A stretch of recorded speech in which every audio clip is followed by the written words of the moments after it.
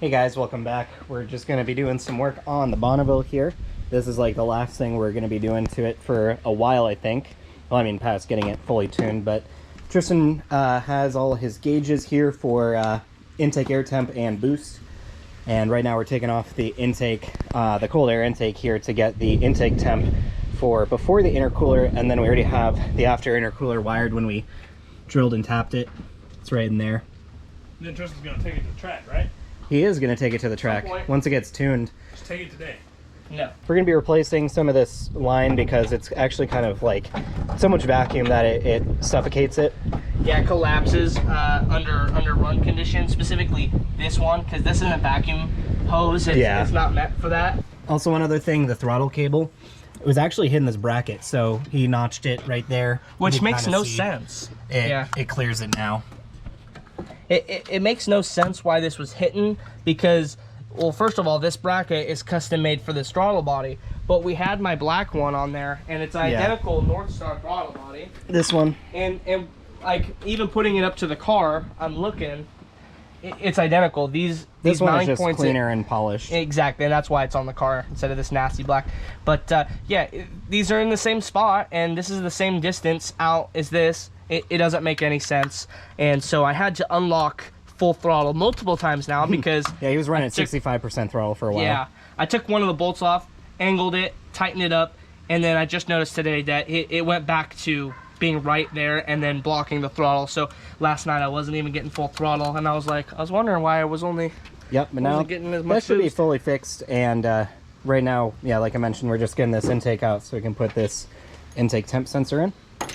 And yeah, then also the car's hit 500 miles, so we can do a oil change on it because it's a fresh motor. And probably that the one's only stock. This one's not a 6.7. See, look, that's now S1. And probably the only thing else we're gonna do to it, besides just a little bit odds and ends and just a brake upgrade, and that'll be it. Take it to the track and dyno it. That too. But yeah, we're thinking actually once the Trans Am's fully tuned, the Bonneville's tuned, and then maybe like when I go to retune the Mustang, we can all do a big dyno day and just see like how much horsepower we can make in a day. Hopefully maybe we can hit like the group horsepower. Hit like over 1,000 something horsepower total. Like, I mean, my Mustang's 450. Yours is probably going to be close to that 450, and then Tristan's going to be 300 something. I hope I get close to see if we can get Brandon out there and, close to and Chris out there too. Oh my god, dyno everybody. But yeah, we're putting in, you know, an IAT sensor, and what's nice is obviously this tube already has it. This was the previous intake air temp sensor, so it's sit right there, but now it's reading off the math, so he doesn't need this. And so we're just basically gonna, okay. Yeah, you need. So yeah, that wouldn't even have worked if we had tapped that. Yeah. So yeah, we're gonna try and fit this plastic grommet in there, which is a pain in the ass. Yeah, we might that's actually kind of why we had to take it off, because I tried putting it on and it fell into the tube. Yeah, so it just ended up in the filter. Yeah. Yeah, so we're gonna be wiring that up, and then we'll have before and after the intercooler, which is what I've been wanting. You'll for a see long time. ambient. You know, it's like 70, 80 degrees out right now, and then after the intercooler might show like 100 something. Yeah, we'll see. I mean, I'm really excited to actually know what it will do. For sure. Also, the Trans Am is here, you guys. It's more tuning done on it. Right now it's having an issue where it's just the belt is walking off and chucking it. It's not breaking the belt, it's just walking off for some reason.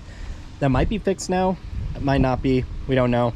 Vince is gonna maybe do an oil change at some point here, and we definitely want to do some wide open throttle videos with this, with the 408 stroker. I mean the stock LS one. I mean, yeah, I want to see what your butt dyno thinks. Yeah, I mean, it felt really strong. It concurs with mine. Yeah, I mean, it does feel faster than before. Much faster. Yeah, I mean, an extra liter of displacement will do that. Shift kit, everything, high stall.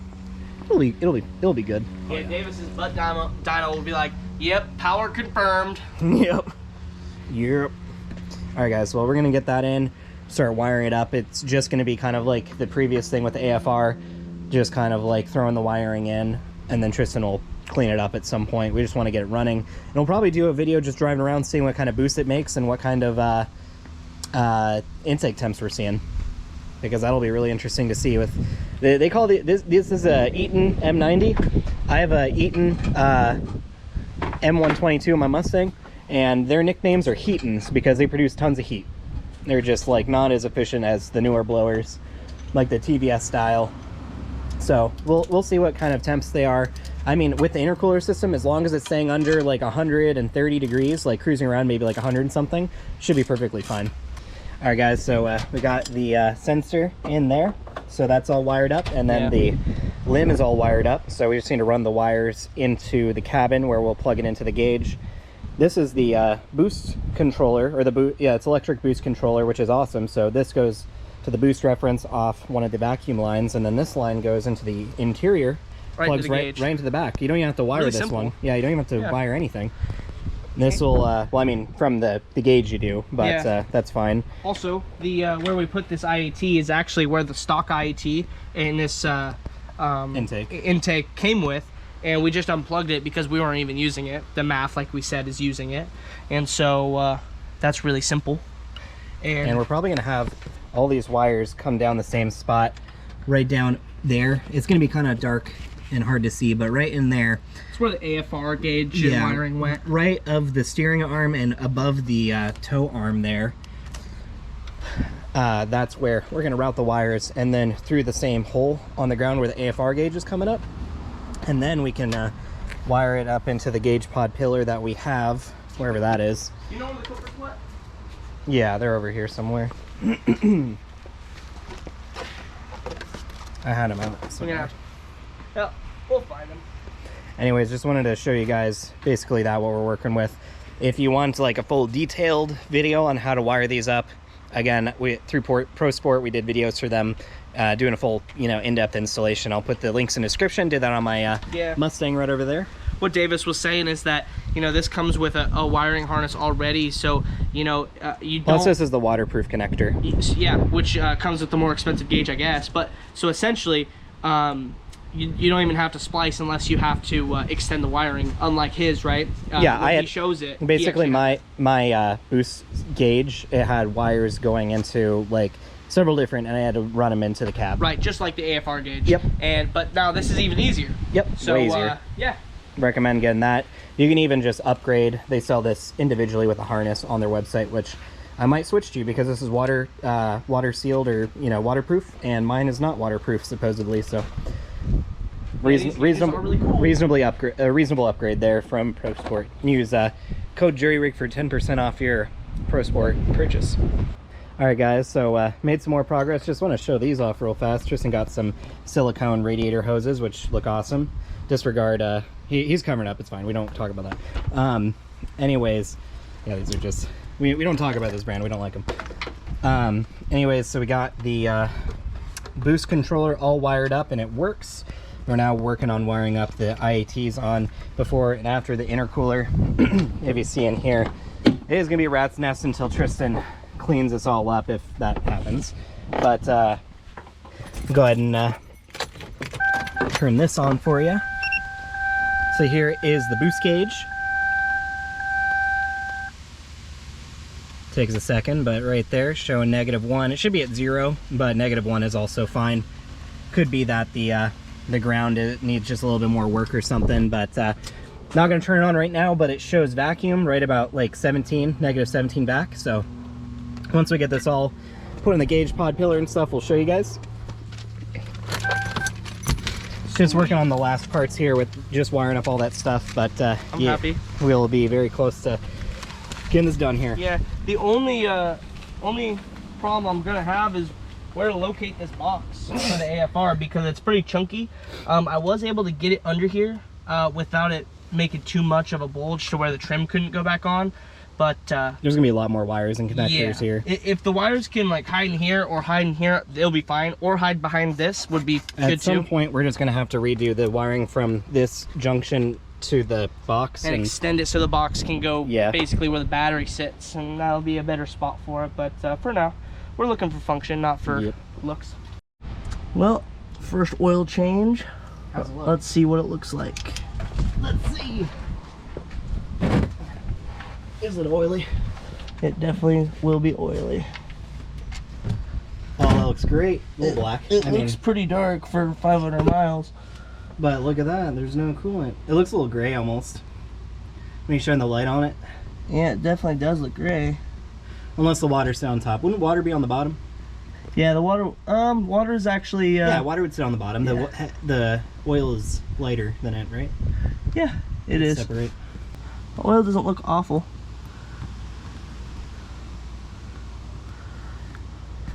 Darker than I would assume on 500 miles, but It was a new engine. this is on break-in. Oh, what the fuck?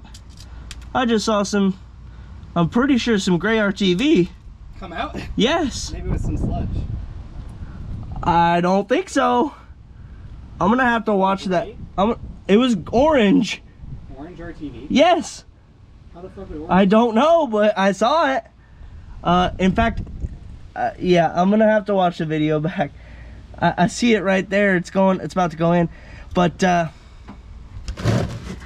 Came loose from the. we put no, that definitely is RTV. I see it right there. The only place we used orange was on the limb. Yeah, but I don't know.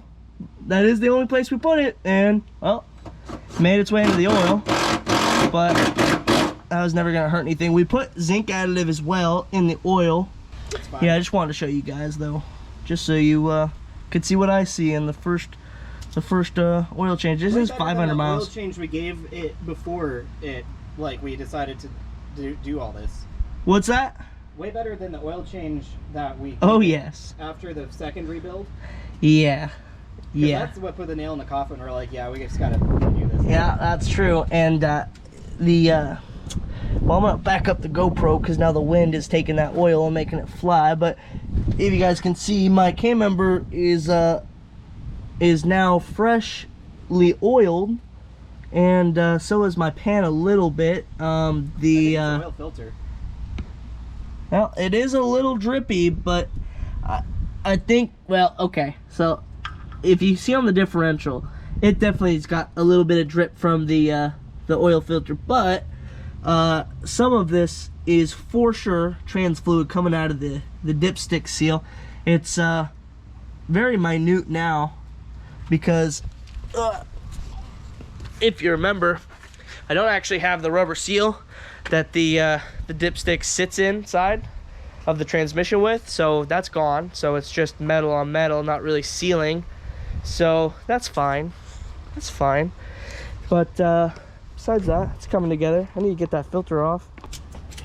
Rat's nest. Mm-hmm. Look at all this, guys. Look at this performance wiring I'm doing right here. Yeah.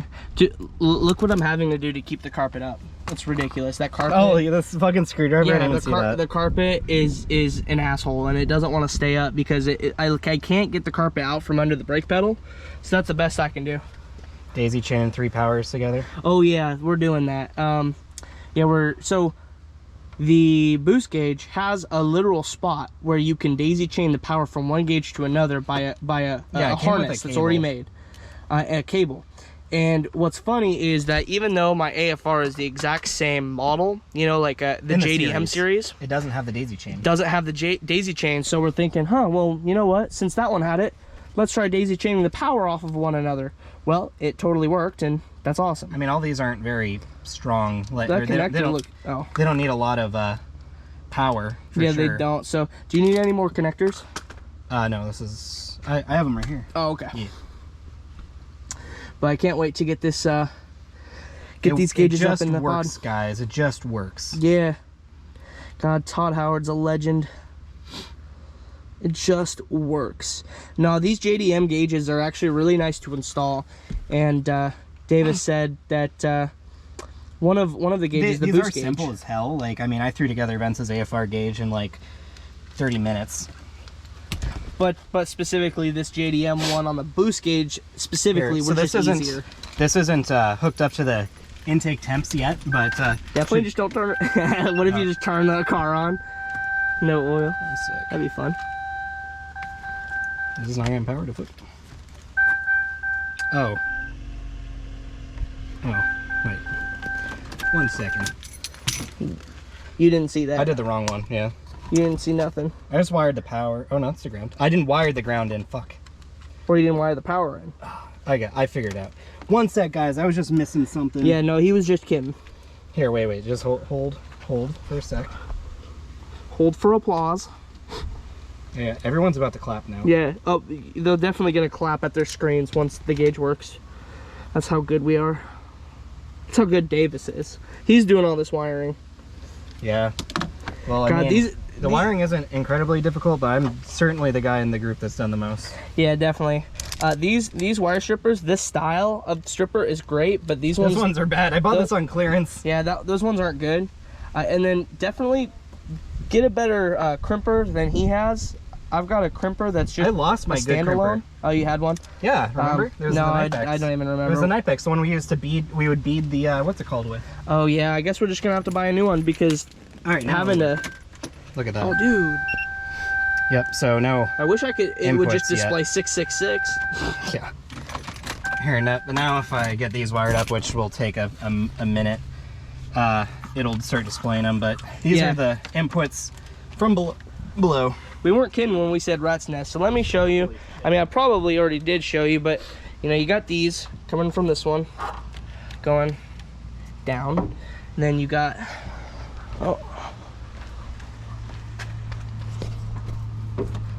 We tap the limb, like you already probably know, and have these, and they run back into the same spot. And so, and also, if you want to see how we did the boost line, so this is the map sensor right here, and this is coming from the limb, and this tees off to go to my my fuel regulator, and we teed off of this tee, and this goes to the boost gauge, and we're probably gonna be zip tying that a little bit out of the way. Huh? It just works. Yeah, like David said, it just works out of the box, you know. Some assembly required, just a little. But if you guys actually want to know how to do this, like Davis has already said a couple times, watch his tutorial on it, because he goes through. There's a right way to do this, which, I mean, this isn't the wrong way. No, it's just the quick way. This is the quick way. The long way, or the very correct way, is what I did months. I literally took my Mustang down for like 2 months. I took the interior out as much as I could, except for the dash. Yeah, and you ran the wires really well. And I got a fuse box yep, for all my gauges and stuff, and so much nicer now. We're thinking that we wanted to do the fuse box in this thing too. However, we didn't really realize that we could daisy chain them together until we tried. Well, I mean, we can still do a fancy setup for this down the road, but it would just be it would be an ordeal. Not sure if it really needs it. Yeah. But I would like to relocate that the AFR control box, like we said previously, just so it's not under the carpet, because it's a pain. Well, you'd have to rerun tons of wires if you did that. Yeah, it would suck. But like seriously, like probably how many?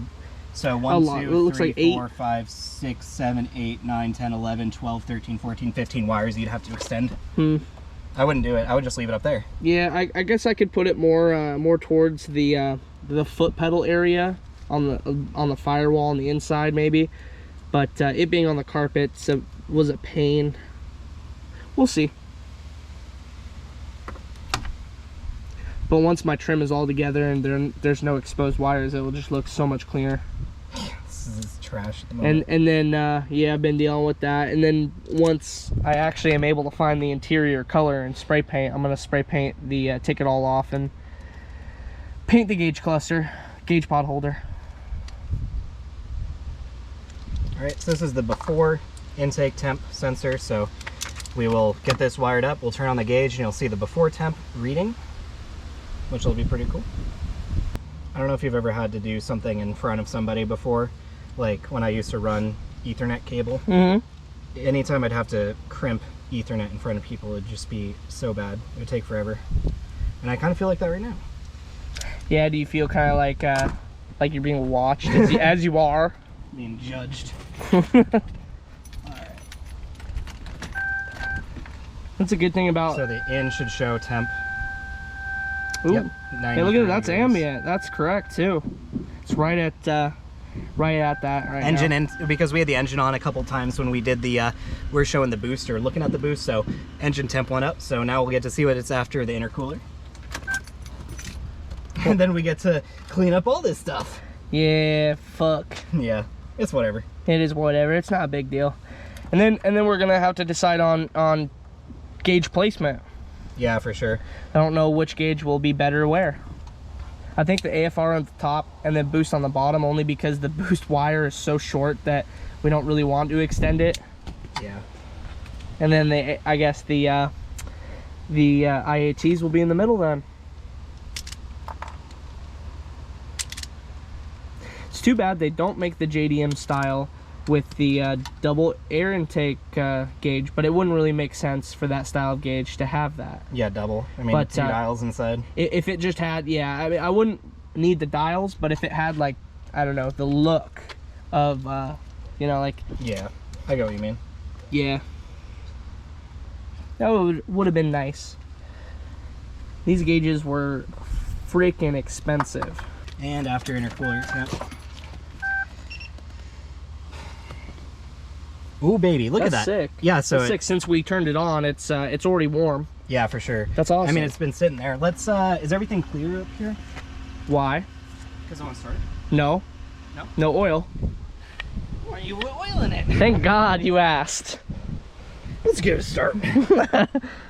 But yeah, I mean, look at that, guys.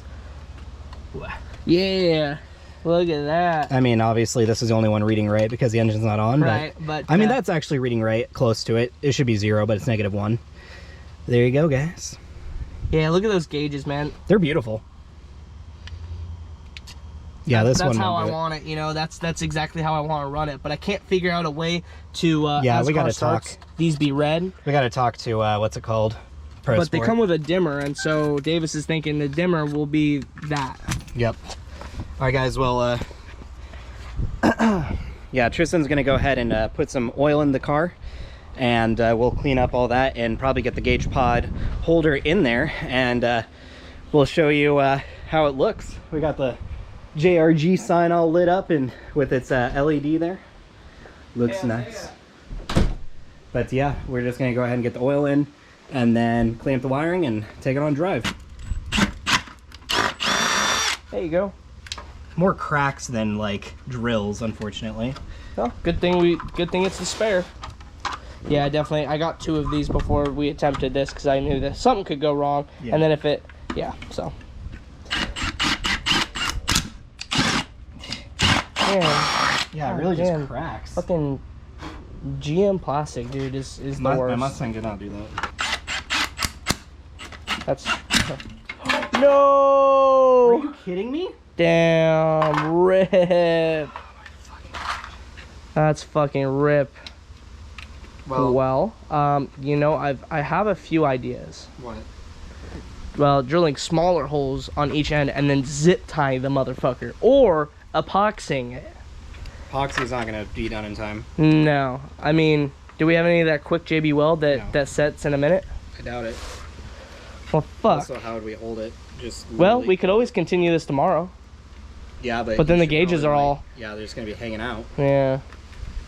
Well, that fucking sucks. That. And we could do that zip tie idea.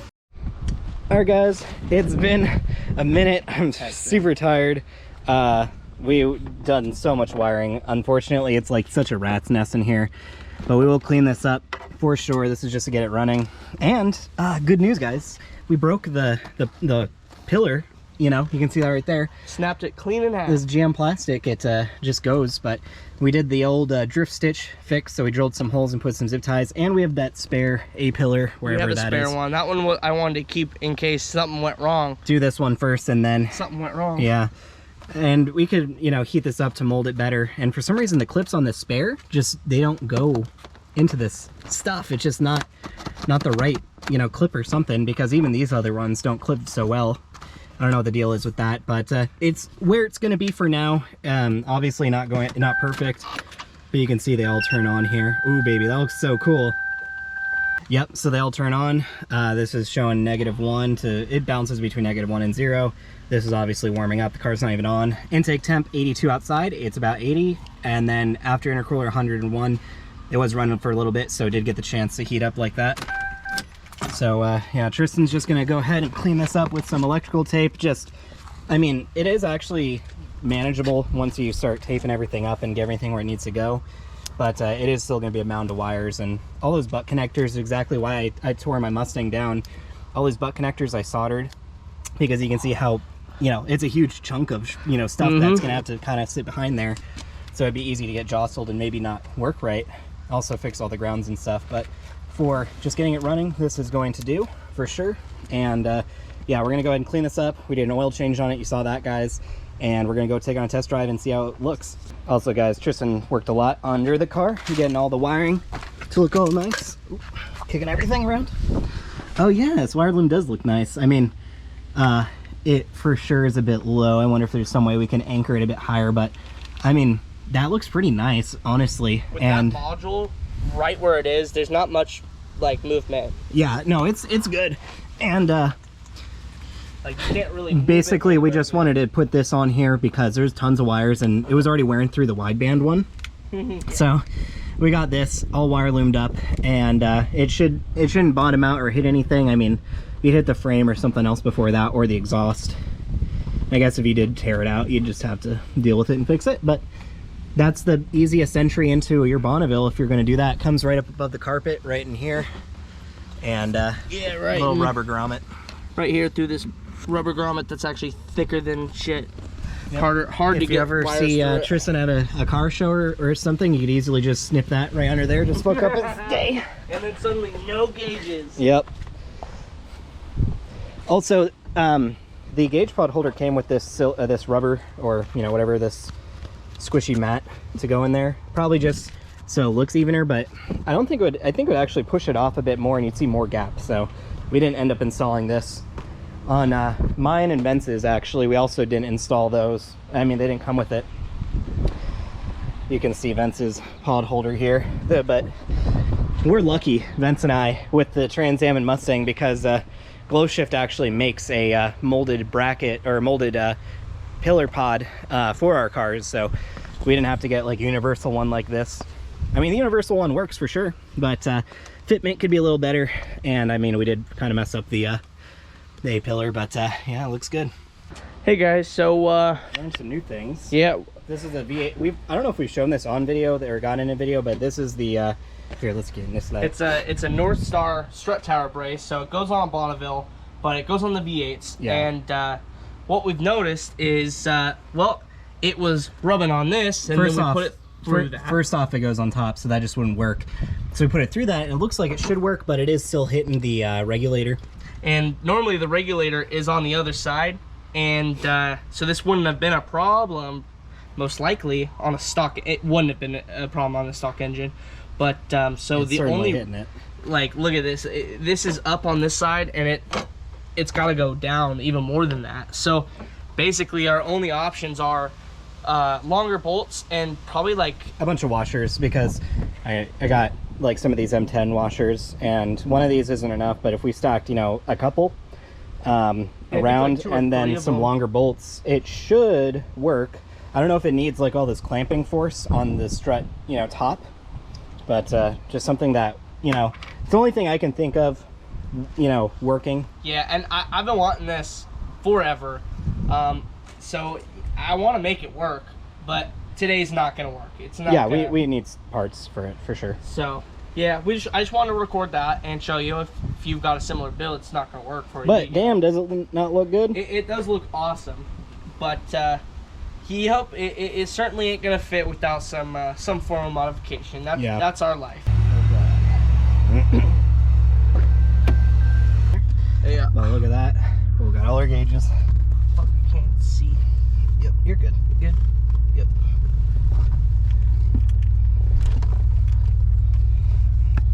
It is really bright out, as you guys can see, so sorry about that. Can't really change it. Oh, baby. Hear that? Yeah, that whirring. Sounds like something rotational. That's weird. Look at all the handprints. I didn't even notice that. But our intake temp's at 104. Nice. Yeah, what is that? Is it like the tire? No. Well, I mean, it could be because it sounds rotational. It Yeah. doesn't seem based on the engine speed, but The axle, something on the axle spinning. You know, there were some We zip got- ties under there that we didn't turn off. I gotta turn off that AC. dude, fucking full blast that shit. Oh my god, yeah. we're sweating. There it is. Man, those look really cool in there. right? Like you said, they are facing way more up than we were anticipating. Yeah. So lower down would be fine, but on our V2 version. Nice. The intercooler is doing an okay job at cooling the temps. It's kind of hard to see there, but it's 107 degrees of after temp.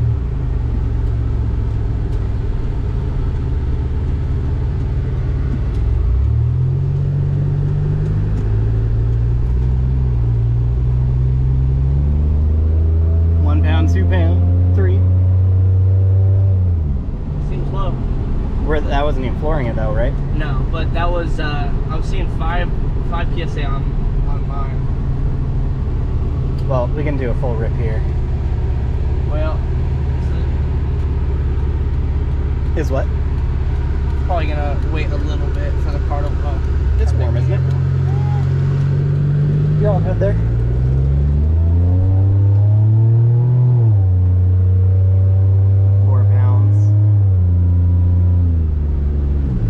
You weren't even flooring it there either. 113 degree intake temps. Yeah, that'll be really interesting to start watching now, you know? Yeah, it will be. Vacuum's negative 23, that's really good.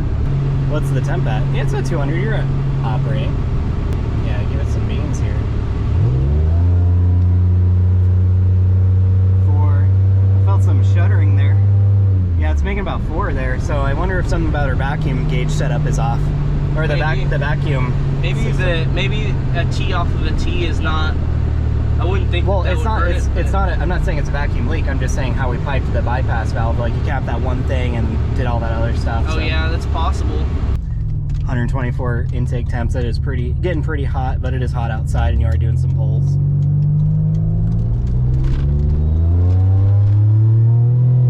Three, and that's showing 5. 4. Is that pegged? That is pegged. Yeah, it seems like there's, in the gearing, it's not even raising RPM really. No, it's not. But damn, don't those gauges look awesome? Holy shit. They really do. Looks so good, damn. What is that person doing? What Ram are you fucking doing? Ramming speed. Oh, you're back in your driveway? No. It's hitting way higher than I thought. See this? Oh yeah, see, look. Now, why would this be happening when this bracket literally can't... It doesn't move. It doesn't and move. It wasn't doing that earlier. It doesn't mount anywhere else, and it didn't do that on the old throttle body. What the fuck? So we were actually only 67% throttle. Yeah, not even full throttle. That's why I wasn't raising RPM and anything. Yeah, we had like a third more power on the table. Nice. That's good. That's why it was only 4 pounds of boost. Yep. Yeah. I mean, the engine was only revving to 3,000. 4,000. In fourth gear, yeah. Yep. But you know what I'm curious too? Next weekend, let's unhook this, hook the vacuum gauge up, put it right on the window, and see what it does. We could just run a longer line into the cabin. That too, but I mean, hell, we could run it right here. Why do that when we have our boost gauge? Oh, I'm just curious on what that says versus what both gauges say. I see. Because but that has proven to be really accurate. Yeah, but that is showing 0 at idle, or 0 with key on, engine off. So I believe it's correct. I'm just curious on the comparison. Yeah. You know, I want to see all the data points. But yeah, this is the problem here. This fucking thing. See, and it's also the cut is also kind of off center. Do you trim this, or do you just cut that more? Yeah, you know what? That's not a terrible idea. Is trimming this right here. I could with the Dremel, but I don't know. Take some dikes and just clip them right now. You know what? I'm gonna take a Dremel to it. After I get home, I think I'm gonna take a Dremel to it because I can control what gets taken off. God. Yeah, that's not great though. I mean, why? In fact, I could take the Dremel and also you know what it could be? notch this It out could more. be that there's some back to... Oh, what the fuck? Yeah, because it loosens up with only... I tighten that real... Why didn't you put the other bolt in? It's at home. Why do you Well, because when I took that second bolt out... That's not why. Because when it was in its... No, when it's actually bolted up right there, it doesn't even come close. Let me see if... When it's bolted up correctly, it doesn't even come close. Okay, that's true. So you just didn't bolt it up all the way. So the notch actually is fine. enough. Yeah, you just didn't bolt it up. I thought you bolted it up. Well, I'm like, how would it move? I didn't have that second bolt. Well, there's your problem. You don't But need yeah, to Dremel anything. without that notch, it would have hit still. Yeah, so guys, this just came loose. There's 2 bolts that hold up the top and bottom. That's why I can pivot like this, and Tristan didn't install the second one because he didn't have it. Yeah, so the that's other why day- it loosened, and now it's pushed down like that, so that's why it's, you know, hidden. The other day when we fixed it, what I did is I just removed this this top bolt, pivoted it, and then made the bottom bolt the only one, but it loosens, so Well, like now I can unloosen it by hand. All right, guys, well, as far as we know, the boost gauge is working, and the intake air temperature, it's really interesting to see the before and after intercooler temps, and the AFR is working, and yeah, we're awesome. I'm definitely going to be you know, updating you guys of what I see, but we're seeing about 120 to 130, and it's about once 80, we're coming back, it was 85. 130 degrees. It is 80. Is it like 80, 85 right now? My temp. Yeah, my phone says it's 82. Yeah, my car was saying it's 80, and there's just not much. There's just not much room. Yeah. To get to the intercooler, which. That's why we got to cut this out. Yeah, well, we're just gonna be seeing bumper. Yeah, that's fine. And then you cut the We need to bumper, do the tubular yeah, that would bumper. Be cool. But yeah, guys, so that will complete this this episode of Bonneville work. Yeah, there's not much else we need to do to it other than the V8 brakes or whatever, and just finish tuning it and get that throttle thing fixed. But yeah, and then once that happens, we're gonna be doing full attention on the Project F, and yeah. So thanks for watching. like, comment, subscribe. Check out the Patreon. Check out the website. Check out Super Thanks below. Yeah. And we'll see you in the next one.